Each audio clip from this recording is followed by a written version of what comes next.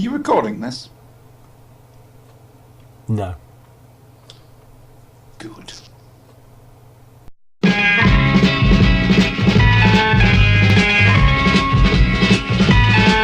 You've got to fight for what you want, for all that you believe.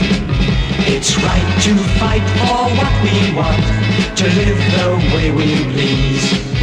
As long as we have done our best, then no one can do more. Hello there, welcome to the Flashing Bloke podcast. I'm unimportant, and there's someone unimportant there. This isn't really important. Look, we're sorry to have bothered you, wasted your time. Let's go. Just go. Yeah. I just, what's on the telly? Nothing. Probably some dust mites that's sort of hung up on the wall that nothing could actually fit on top of it. We could pretend to do a show. Even though I'm not recording? Yeah. Oh, go on then. Let's make this a rehearsal. Okay. I managed to pin my hair back. It's getting really, really long. It's not very nice hanging down in my face and everything. Right, so what news since we recorded the last episode? I've got a dentist appointment in March. Finished my tea. Cod liver oil. I've got some fish oil tablets, which I take. Oh, yeah. Any good? I don't know. Are you growing gills? Gills what? Gills. Fins. Does he? Yeah. Gil's got fins. Uh-huh. Very bad case of them. Bloody foreigners coming over here. Stealing our mutations. Yeah. Anyway, I don't think there's any news, is there? No. Got some Marvel books I can talk about. Yeah, might as well. I think.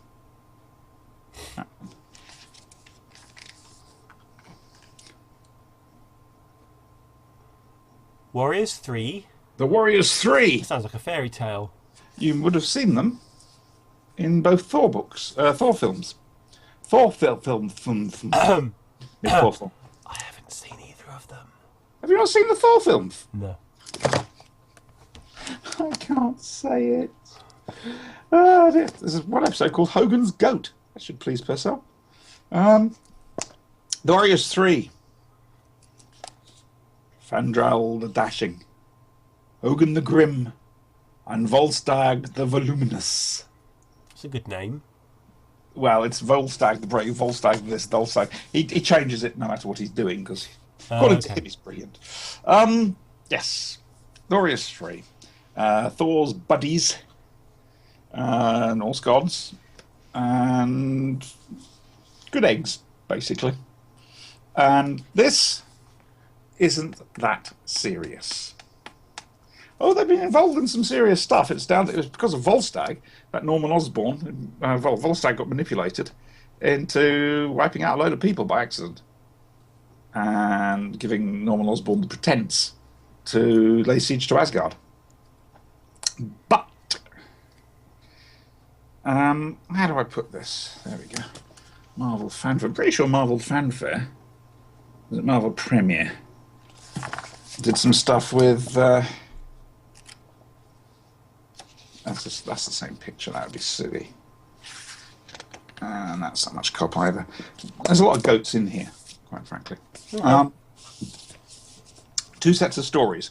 You got the Warriors 3 miniseries, 1 to 4, and various editions of Marvel Fanfare featuring them. Marvel Fanfare's from a little while back.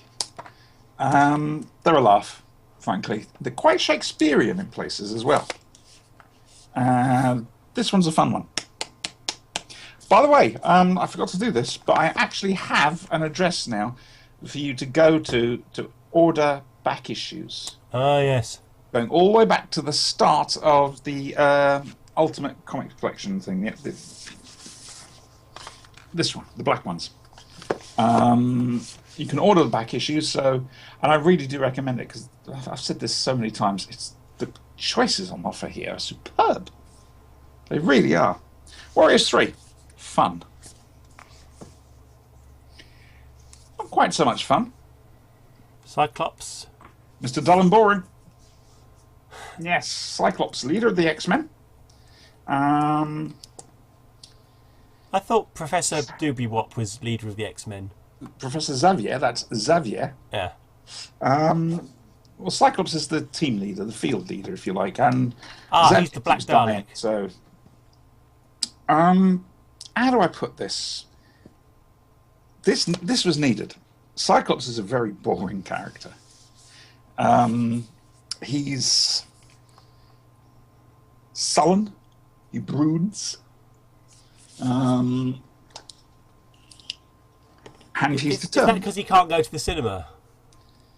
He can do. If he can't see anything. Just everything's sort of ruby coloured. Yeah.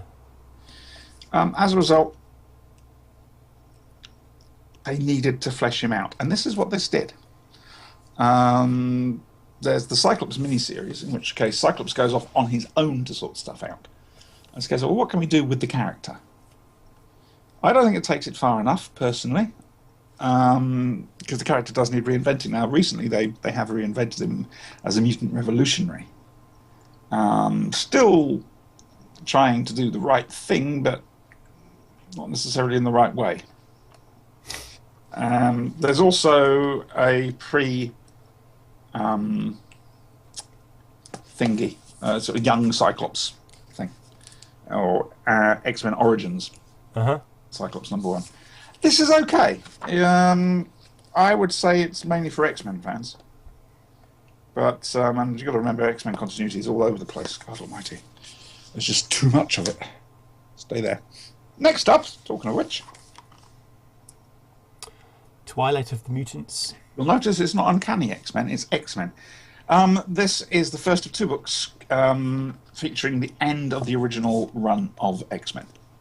The original book eventually got cancelled, I think around about number 66, 69, something like that.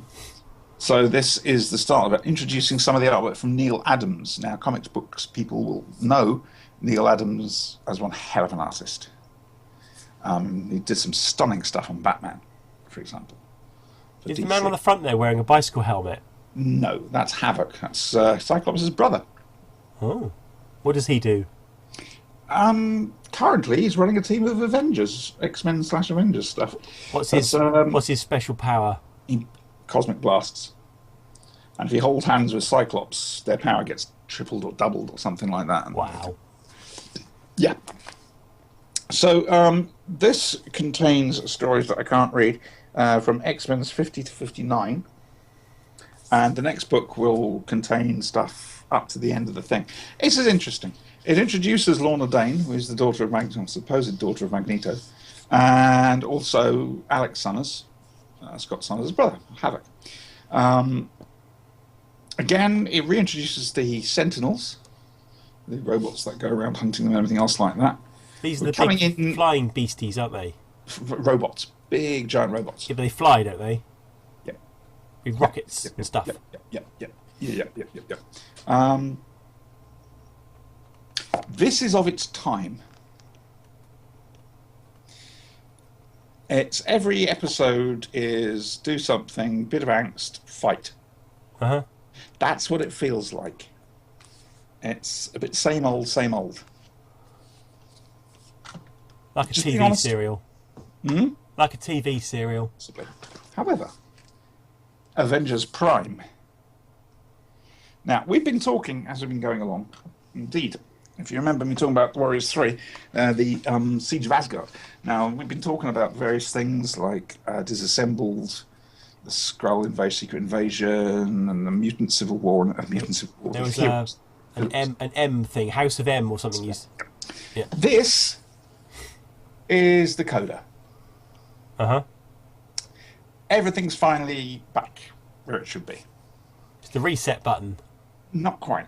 Oh. Because Iron Man and Captain America, or Captain Rogers as he's known at the moment, don't get on. And they haven't ever since Marvel, the Secret War. Sorry, not the Secret War, the Civil War. And They certainly didn't get on whilst Captain America was dead. But now things are different. Captain America is the new Nick Fury. He's the guy in charge. There's a good case to be made that Tony Stark let it all happen. It happened on his watch. And Thor's not very happy with Iron Man either, for basically taking DNA and trying to clone a cyborg version of Thor, which ends up being called Ragnarok. Ragnarok, as Sylvester McCoy would say. So this is chucking the three Avengers prime heroes, Iron Man, Thor, and Captain America, into a scenario that they need to work together. They've got to rediscover why they enjoy being together.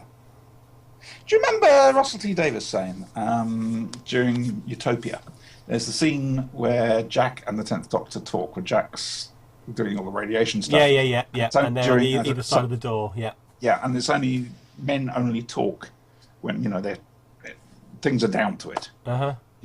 Things are serious, so now we'll talk. Yeah. That's what this is. Right. You don't get much actual talking, it's all fighting. Yeah. It's illustrated beautifully by Alan Davis. Alan Davis is just astounding. He must be quite busy then with his work on QI. Yeah, I know. I love Alan Davis' artwork ever since I discovered it in the old Captain America, Captain Britain series, and obviously, big person. Trying not to get... On the topic of artwork, I've got a question for you after this. So, it's a good story. That's a lovely one. That's a corker, quite frankly. Yeah, so those are the latest ones that I've received of Hatchette Press. We'll sort out a link for that. Oh, and I've put the link away somewhere. Oh dear. Anyway, your question. Artwork. Yes, probably. Have you seen the controversy about a recent Spider-Woman cover? Yes, I have. Your view? I can understand why people are upset. I'll put a small picture up in the VidiProg, not to titillate, just to show people what we're talking about. But it's just kind of overt sexualization, really, of the character. Is it? Female superheroes have always been like that. That doesn't mean it's right. They started off being, Sue Storm, for example, and possibly Jean Grey, started off being timid creatures. Oh no, I can't keep it going. Oh, yeah. It's only of late that they've started to really come into their own. And I'm sorry, I will say that, as of late. In the 80s, yes, up to a point. 90s, up to a point. But now, sort of from the noughties onwards, yes, finally, we're getting strong characters. However, the artwork is incredibly unrealistic. Well, somebody's done like a 3D kind of rendering of it, and her head would have to essentially be dislocated. And it's just ridiculous. Apparently, this guy who's drawn it is known for his erotic art. Yes. There's another superhero, and perhaps you can tell me who she is. I don't know whether she's Marvel or DC. She's got the usual flattering outfit, but she's got a hole here. She's got a what? A hole. Right. That essentially is purely there. It's like a window in her costume. I enjoy watching you do this. Who is this character, and what's that all about? One of many, I should imagine. Right. She's got a white costume. Sue something like that. Sorry? Dagger had something like that. Sue Richard had something like that. I don't know DC very well. It just seems ridiculous. Yes, it's face facts. Comic books originally appealed to teenage boys. But you can't get away with that stuff these days. Well, they still are, I'm afraid. It's the ideal, isn't it? The perfect physical specimens, whether it be male or female.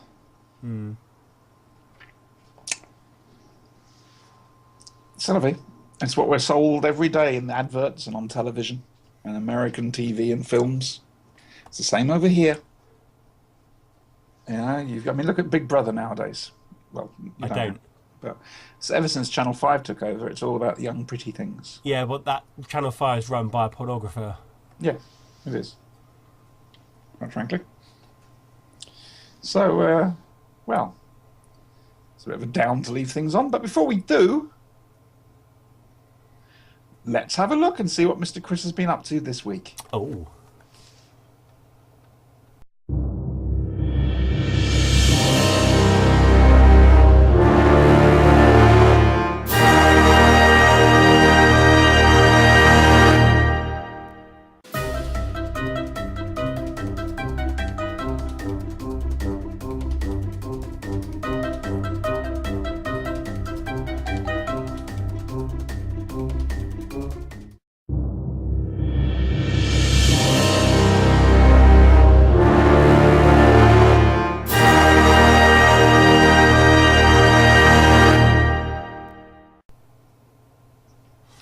I bet Tom's not happy. Worrying, really, isn't it? He stretched his scarf hanging off it like that. Not good. Yeah. Not good. Not good. That's why it's so long. People hanging off it with umbrellas. Would it be long if they didn't use umbrellas? You don't know now, do you? We shall have to run an experiment. Yeah. Make your labs available. That's not a euphemism. No. The ginger tail just turned up. Right then. Time to go. Bye. Don't forget the Twitch channel, my Twitch channel. Most evenings I'm there, or there's the YouTube channel. If you're waiting for updates to the website, by the way, last I heard, Revo was, the guy who runs the website, Revo's in the middle of a field somewhere? Well, I know he'd moved house, but to a field? I don't know. I daren't ask. Say goodbye. Bye-bye. Doodles.